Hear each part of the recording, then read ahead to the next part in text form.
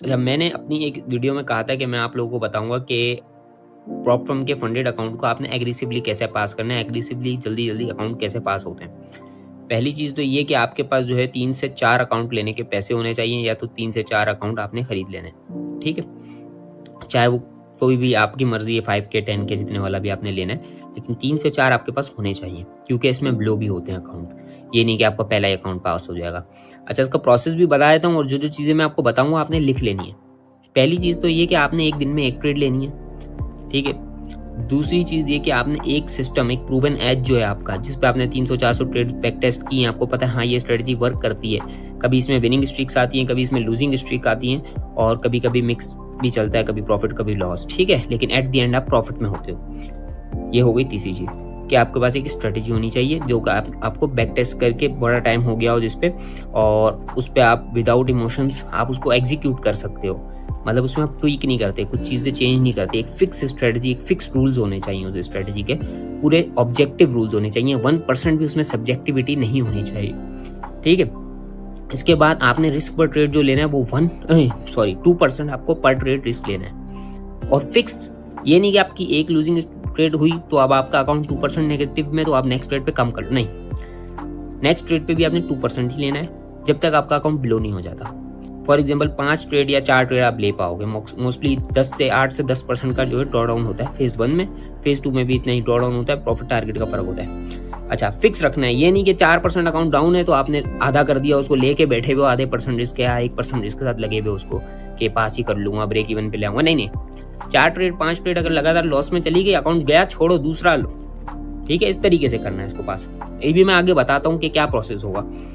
अच्छा, तीसरी चीज, आपने एक फिक्स जो है ना सेशन जो है ना आपका फिक्स होना चाहिए। एक ट्रेड, एक सेशन, एक दिन में, एक ही स्ट्रेटजी पे। ये 4 चीजें जो है ना, ये 1-1-1-1, इनको आपने ध्यान रखना है कि एक ही दिन में एक ट्रेड होनी चाहिए, और एक ही सेशन में होनी चाहिए, और एक ही सेटअप पे होनी चाहिए।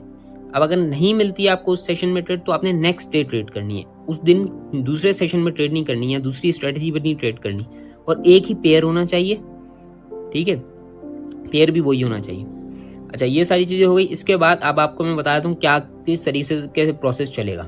फॉर एग्जांपल आपने एक दिन आया, ट्रेड ली, 2% रिस्क पर ट्रेड लिया, और ट्रेड हो गई नेगेटिव, चली गई, आपका अकाउंट 2% नेगेटिव में। इसी के बाद दूसरे दिन आए, दूसरी ट्रेड ली, और आपने दूसरी ट्रेड ली। अब आप जब दिन में एक ट्रेड लोगे, एक तो आपकी ट्रेड जो होगी A+ होगी, वो आपका जो सेटअप है बिल्कुल वही जब बनेगा तब आप एग्जीक्यूट करोगे, तो आपका जो सेटअप होगा वो A+ होगा।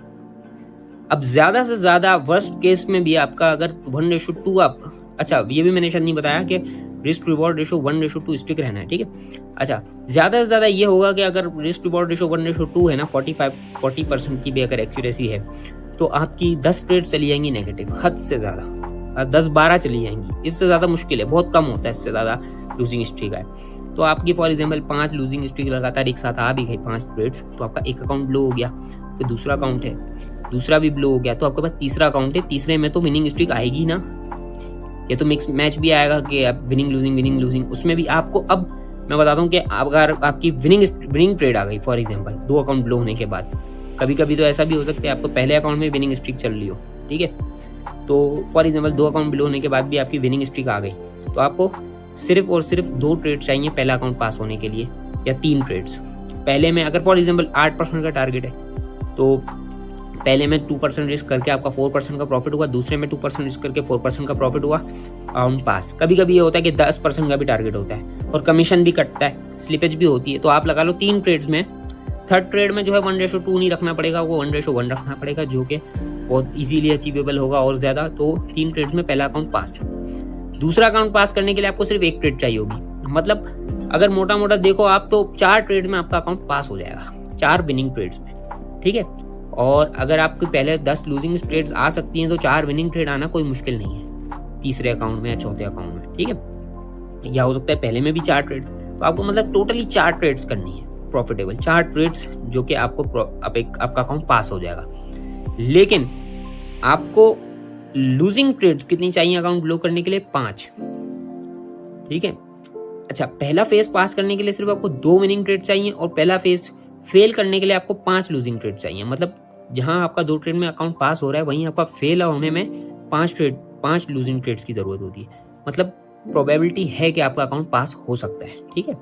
और पहला नहीं तो दूसरा, दूसरा नहीं तो तीसरा इजीली अचीवेबल है, इसमें कोई रॉकेट साइंस नहीं है। लेकिन ये चीज़ें अगर फॉलो करेंगे तो एक तो risk reward ratio, same risk पर trade, same session, same strategy, ये सब चीज़ें फॉलो करोगे तो आपका ये है कि चांसेस बहुत ज़्यादा होते हैं कि आपका जो है दूसरा नहीं तो तीसरा अकाउंट तो इजीली पास हो जाएगा 2% रिस्क पर ट्रेड के साथ।